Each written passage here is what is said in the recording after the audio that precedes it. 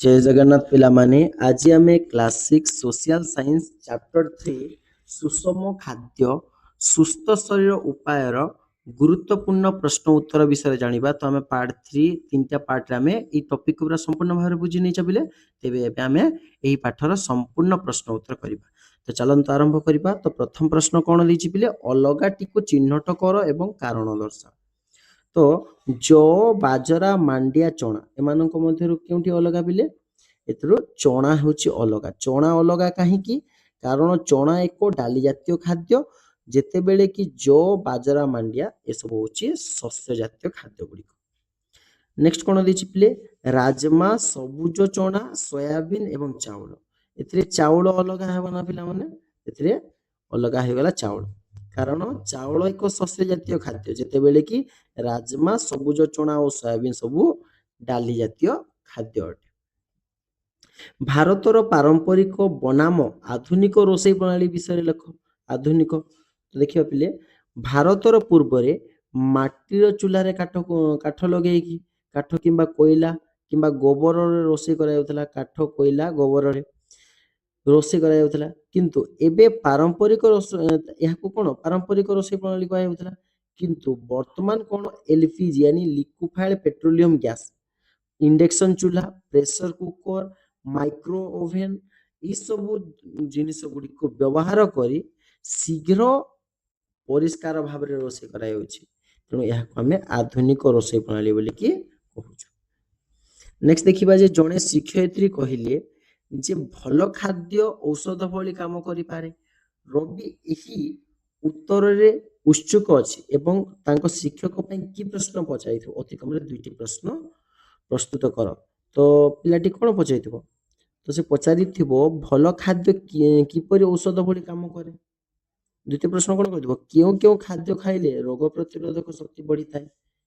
ତ ହେଇଗଲା ନା ପିଲାମାନେ ଦୁଇଟା ପ୍ରଶ୍ନ। ଦେଖିବା, ସମସ୍ତ ସ୍ୱାଦିଷ୍ଟ ଖାଦ୍ୟ ସ୍ୱାସ୍ଥ୍ୟକର ନୁହେଁ। ସମସ୍ତ ସ୍ୱାଦିଷ୍ଟ ଖାଦ୍ୟ କ'ଣ ସ୍ୱାସ୍ଥ୍ୟକର ହେଇଥିବ କି? ଏବଂ ସମସ୍ତ ପୁଷ୍ଟିକର ଖାଦ୍ୟ ସର୍ବଦା ସୁସ୍ୱାଦୁ ନୁହେଁ। ଏଇଭଳି କିଛି ଉଦାହରଣ ସହିତ ତୁମ ଚିନ୍ତାଧାରା। ତ ସମସ୍ତ ଖାଦ୍ୟକୁ ଆମେ ସ୍ୱାସ୍ଥ୍ୟକର କହିପାରିବା ନାହିଁ। ଯେମିତିକି ପିଜା, ବର୍ଗର, ଚିପ୍ସ, କୋଲ୍ଡ ଡ୍ରିଙ୍କ ଏସବୁ ସ୍ୱାଦିଷ୍ଟ ହେଲେ ମଧ୍ୟ ସ୍ୱାସ୍ଥ୍ୟକର ନୁହେଁ, ଆମ ଶରୀର ପାଇଁ କ'ଣ କ୍ଷତିକାରକ। ଏସବୁ ଖାଦ୍ୟ ଆମ ଶରୀରକୁ କ'ଣ ରୋଗ ସୃଷ୍ଟି କରେ। ଏବଂ ଅନ୍ୟପଟେ ପାଳଙ୍ଗ ଶାଗ, କରେଲା, ଡାଲି, ଅଙ୍କୁରିତ ଶସ୍ୟ ଏସବୁ ଆମକୁ ସୁସ୍ୱାଦୁ ଲାଗେ ନାହିଁ, କିନ୍ତୁ ଏଇସବୁ ଖାଦ୍ୟ କ'ଣ ଆମ ଶରୀର ପାଇଁ ପୁଷ୍ଟିକର ଅଟେ। ନେକ୍ସଟ ଦେଖିବା ଯେ ନିତୁ ପନିପରିବା ଖାଏ ନାହିଁ, ବରଂ ବିସ୍କୁଟ, ନୁଡୁଲ୍ସ ଏବଂ ପାଉଁରୁଟିର ମଜା ନିଏ। ଅନେକ ସମୟରେ ତା ପେଟରେ ଯନ୍ତ୍ରଣା, କୋଷ୍ଠକାଠିନ୍ୟ ହୋଇଥାଏ। ଏହିସବୁ ସମସ୍ୟାରୁ ମୁକ୍ତି ପାଇବା ପାଇଁ ସେ ନିଜ ଖାଦ୍ୟରେ କ'ଣ ପରିବର୍ତ୍ତନ କରିବା ଉଚିତ? ତୁମ ଉତ୍ତରରୁ ବୁଝା ହୋଇଛି। ତ ଦେଖିବା ପିଲାମାନେ, ତ ନିତୁ ବିସ୍କୁଟ, ନୁଡୁଲ୍ସ, ପାଉଁରୁଟି କମ୍ ଖାଇବା ଏବଂ ପନିପରିବା, ଡାଲି, ସାଲାଡ ଏଇଭଳି ଖାଦ୍ୟ ଯଦି ଅଧିକ ଖାଇବ ତ କ'ଣ ହେବ? ତ ତେବେ ଏବଂ ପର୍ଯ୍ୟାପ୍ତ ପରିମାଣରେ ପାଣି ପିଇବା ଆବଶ୍ୟକ। ଏଥିରେ କ'ଣ ଥିବା ତନ୍ତୁ ଫାଇବର ତାର ଯେଉଁ କୋଷ୍ଠକାଠିନ୍ୟ ସୃଷ୍ଟି ହେଉଛି ତା ଶରୀରରେ, ପେଟ ଯନ୍ତ୍ରଣା ସୃଷ୍ଟି ହେଉଛି, ତାହାକୁ କମେଇ ଦେବ। ତନ୍ତୁ ଜାତୀୟ ଖାଦ୍ୟ ଖାଇଲେ ତନ୍ତୁରେ କ'ଣ ଫାଇବର ଥାଏ। ନେକ୍ସଟ ଦେଖିବା ଯେ ରେଶମାକୁ ସ୍ୱଚ୍ଛ ଆଲୋକରେ ଜିନିଷ ଦେଖିବାରେ ଅସୁବିଧା ହେଉଥିଲା। ଡାକ୍ତର ତାଙ୍କ ଦୃଷ୍ଟି ଶକ୍ତି ପରୀକ୍ଷା କରି ଏକ ନିର୍ଦ୍ଦିଷ୍ଟ ଭିଟାମିନ୍ ଦେଇଥିଲେ ଏବଂ ନିଜ ଖାଦ୍ୟରେ କିଛି ଖାଦ୍ୟ ପଦାର୍ଥ ସାମିଲ କରିବାକୁ ପରାମର୍ଶ ମଧ୍ୟ ଦେଇଥିଲେ। ତ ସେ କେଉଁ ଅଭାବ ଜନିତ ରୋଗରେ ପୀଡ଼ିତ ଥିଲା ପିଲେ? ତ ରାତ୍ର ରନ୍ଧା ବା ତାକୁ ରାତ୍ରି କିଛି ଦେଖାଯାଉନଥିଲା। ତ ତା ଖାଦ୍ୟରେ କେଉଁ ଖାଦ୍ୟର ଉପାଦାନ ଅଭାବ ଥିଲା? ଭିଟାମିନ୍ ଏ ଅଭାବରେ ଅନ୍ଧାର କଣା ରୋଗ ସୃଷ୍ଟି ହୋଇଥାଏ। ଏହି ସମସ୍ୟା ଦୂର କରିବା ପାଇଁ ତା ଖାଦ୍ୟରେ କିଛି ଖାଦ୍ୟ ପଦାର୍ଥ ଯୋଗ କର ବୋଲଛି। ତ ଯେମିତିକି କ'ଣ ଗାଜର, ପାଳଙ୍ଗ, ଶାଗ, ପପିତା, ଆମ୍ବ ଏସବୁକୁ ଆମେ ଖାଦ୍ୟରେ ଯୋଗ କରିପାରିବା। ତୁମକୁ ନିମ୍ନଲିଖିତ ଖାଦ୍ୟ ପଦାର୍ଥ ଦିଆଯାଇଛି, ଯେମିତିକି ଡବା ଫଳ ରସ ଏବଂ ତାଜା ଫଳ ରସ ଓ ଫଳା, ତୁମେ କେଉଁଠିକୁ ପସନ୍ଦ କରିବ ଏବଂ କାହିଁକି? ତ ମୁଁ ଫଳକୁ ପସନ୍ଦ କରିବି। ଫଳକୁ କାହିଁକି ପସନ୍ଦ କରିବା?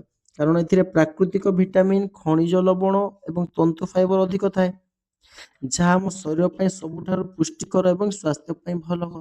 ତେଣୁ ଆମେ ଏହାକୁ ଚୟନ କରିବା ନା ପିଲାମାନେ। ନେକ୍ସଟ ଦେଖିବା, ଗୌରବଙ୍କ ଗୋଡ଼ ଭାଙ୍ଗି ଯାଇଥିଲା, ତାଙ୍କ ଡାକ୍ତର ହାଡ଼ ଗୁଡ଼ିକୁ ଯୋଡ଼ି ପ୍ଲାଷ୍ଟର ବାନ୍ଧିଦେଲେ ଏବଂ ଡାକ୍ତର ତାଙ୍କୁ କ୍ୟାଲସିୟମ ବଟିକା ମଧ୍ୟ ଦେଇଥିଲେ ଏବଂ ଦ୍ୱିତୀୟ ପରିଦର୍ଶନରେ ଡାକ୍ତର ତାଙ୍କୁ ଭିଟାମିନ୍ ଡି ସିରପ୍ କ୍ୟାଲସିୟମ ବଟିକା ସହିତ ଦେଇଥିଲେ। ତ ଏନେ ଦେଖିବା ଯେ ଡାକ୍ତର କାହିଁକି ଗୌରବକୁ କ୍ୟାଲସିୟମ ବଟିକା ଦେଲେ ପିଲେ? କ୍ୟାଲସିୟମ କଣ କରେ? ହାଡ଼କୁ ଶୀଘ୍ର ଯୋଡ଼ିବା ଏବଂ ମଜବୁତ କରିବାରେ କ୍ୟାଲସିୟମ ସାହାଯ୍ୟ କରିଥାଏ। ଦ୍ୱିତୀୟ ଥର ପରିଦର୍ଶନ ବେଳେ ଡାକ୍ତର କ୍ୟାଲସିୟମ ବଟିକା ସହ ଭିଟାମିନ୍ ଡି ସିରପ୍ କାହିଁକି ଦେଲେ? ଭିଟାମିନ୍ ଡି ଶରୀରରେ କଣ ସୃଷ୍ଟି କରେ? କ୍ୟାଲସିୟମ ଶୋଷଣରେ ସାହାଯ୍ୟ କରେ ଏବଂ ହାଡ଼କୁ ଶୀଘ୍ର ସୁସ୍ଥ କରିଦେବ କ୍ୟାଲସିୟମ ଡି।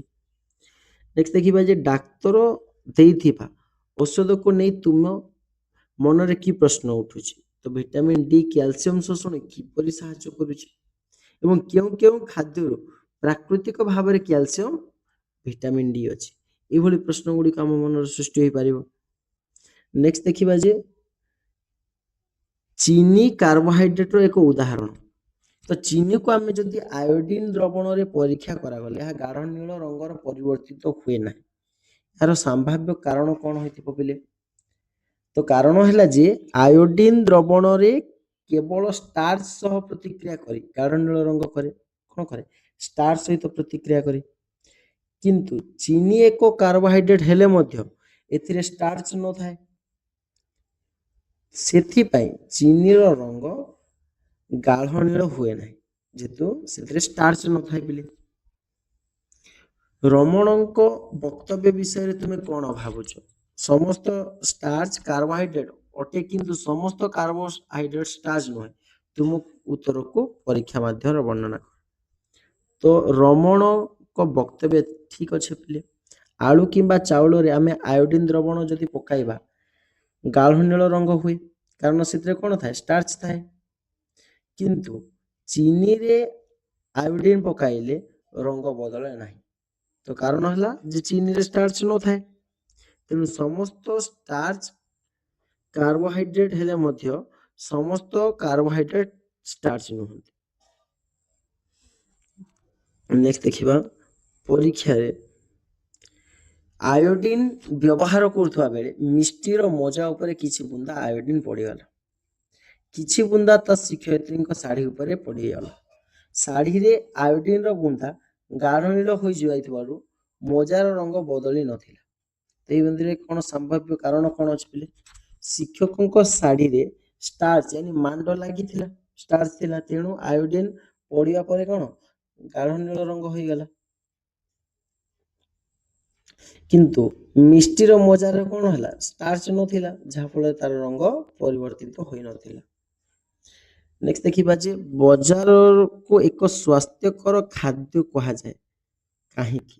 ଶରୀରର ପୋଷକ ଆବଶ୍ୟକତା ପାଇଁ କେବଳ ବାଜରା ଖାଇବା ଯଥେଷ୍ଟ କାହିଁକି? ଆଲୋଚନା କର। ବାଜରା ସ୍ୱାସ୍ଥ୍ୟକର ଖାଦ୍ୟ ବୋଲି କୁହାଯାଉଛି ପିଲେ।